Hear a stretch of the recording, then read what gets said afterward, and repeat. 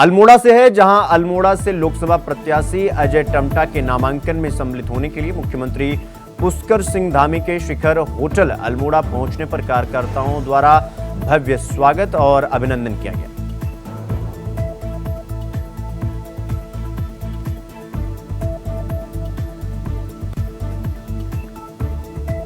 तो बीजेपी कार्यकर्ताओं ने मुख्यमंत्री का स्वागत किया और आज अजय टम्टा का नामांकन है और इस नामांकन में शामिल है। इस खबर पर हमारे सहयोगी अभय केंतुरा हमारे साथ लाइन पे हैं। अभय, आज अजय टम्टा का नामांकन है और नामांकन में मुख्यमंत्री भी शामिल हो रहे हैं, और कौन कौन से नेता हैं जो नामांकन में शामिल हो रहे हैं? ये कह सकते हैं कि बीजेपी प्रत्याशियों के आज से नामांकन शुरू होंगे, जिसमें बीजेपी के आज 2 प्रत्याशी अपना नामांकन यहाँ पर कर रहे हैं।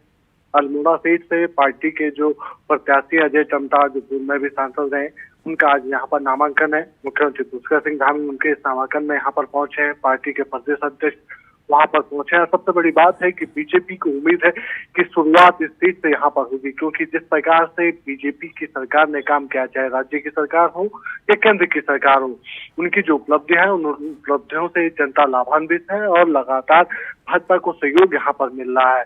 अभी तक की जो चुनाव की जो परिस्थिति यहाँ पर बनी है, बीजेपी के लिए इस बार का चुनाव काफी आसान यहाँ पर दिख रहा है। बड़े मार्जिन से बीजेपी यहाँ पर चुनाव की जीत का अपना आकलन यहाँ पर लगा रही है, क्योंकि अभी तक कांग्रेस पार्टी जो मुख्य विपक्षी दल है वो अपने ही अंतर्द्वंद में फंसी हुई नजर आ रही है।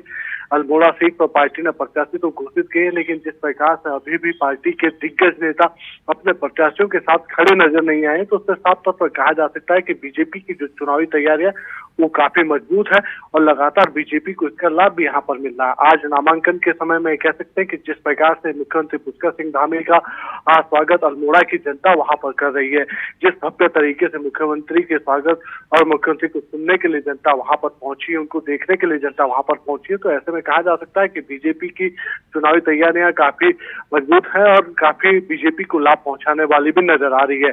आप पे कुछ देर में कह सकते हैं कि पार्टी के जो प्रत्याशी है बीजेपी के अजय टम्टा, वो अपना नामांकन यहाँ पर करेंगे, कलेक्टर दफ्तर यहाँ पर पहुंचेंगे। इसके साथ ही हरिद्वार सीट पर भी जो बीजेपी के जो प्रत्याशी हैं उनकी तरफ से डिजिटल नामांकन यहाँ पर कर दिया गया है। तो ये समझा जा सकता है कि बीजेपी की चुनावी तैयारी मजबूत है और कल से ये कह सकते हैं कि बीजेपी अपने बूथ के जो कार्यक्रम है वो कार्यक्रम करते हुए नजर आएंगे। जी अभय, एक तो अजय टम्टा आज नामांकन करने के लिए जा रहे हैं और अब ऐसे में मुख्यमंत्री धामी के साथ और भी तमाम मंत्री जो है वो मौजूद हैं आज, जैसा कि आपने बताया।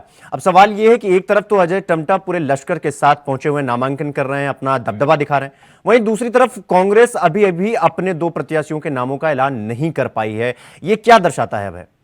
बिल्कुल, इसे इस रूप में समझा जा सकता है कि उत्तराखंड में विपक्षी पार्टी इस समय जिन वायदों के साथ यहाँ पर उतरनी चाहिए थी, जिस मजबूती के साथ चुनाव में उसे यहाँ पर जाना चाहिए था, वो यहाँ पर होता हुआ दिख नहीं रहा है। कांग्रेस के लिए सबसे बड़ी चिंता सत्ताधारी दल से चुनावी मुकाबला लड़ने की नहीं है। कांग्रेस के लिए सबसे बड़ी चिंता उनके पार्टी के नेता इस समय यहाँ पर बनते हुए नजर आ रहे हैं, क्योंकि पार्टी के जो सीनियर नेता है कांग्रेस के, वो चुनाव लड़ने से पहले ही यहाँ पर मना कर चुके हैं। अभी भी ये कह सकते हैं कि चाहे हरिद्वार की सीट हो या नैनीताल की सीट हो, पार्टी वहां पर अपने प्रत्याशी उतार चुनाव मैदान में घोषित नहीं कर पाएगी है। और ऐसे में समझा जा सकता है कि जब वरिष्ठ नेताओं से यहाँ पर पूछा जा रहा है कि क्या वो चुनाव यहाँ पर लड़ेंगे, तो पूर्व मुख्यमंत्री हरीश रावत जैसे जो वरिष्ठ नेता है, जो कद्दावर नेता, वो चुनाव लड़ने से यहाँ पर मना कर रहे हैं।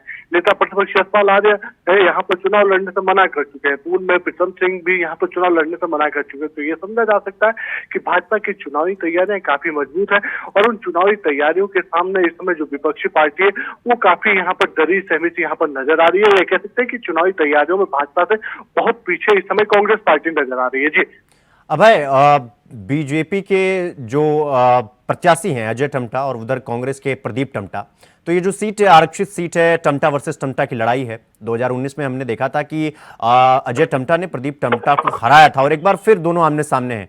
इसको लेकर के क्या लगता है? क्योंकि बीजेपी के जो नेता हैं वो तो अजय टम्टा के साथ कंधे से कंधा मिलाकर खड़े हैं, लेकिन वहीं कांग्रेस अपने प्रत्याशियों के नामों का ऐलान नहीं कर पाई है और जिन नामों का ऐलान किए उनके साथ खड़े हुए दिखाई नहीं दे रहे, इवन उनके प्रत्याशी विभाग खड़े हुए रहे। तो ऐसे में क्या कुछ देखते हैं आप इस सीट पर? उत्तराखंड की जो अभी तक की जो सियासत रही है, 2019 से पहले के जो चुनाव यहाँ पर हुए हैं, उन चुनावों के आधार पर कहा जा सकता था कि जो मुख्य मुकाबला था बीजेपी और कांग्रेस के बीच में ही देखने को मिलता था।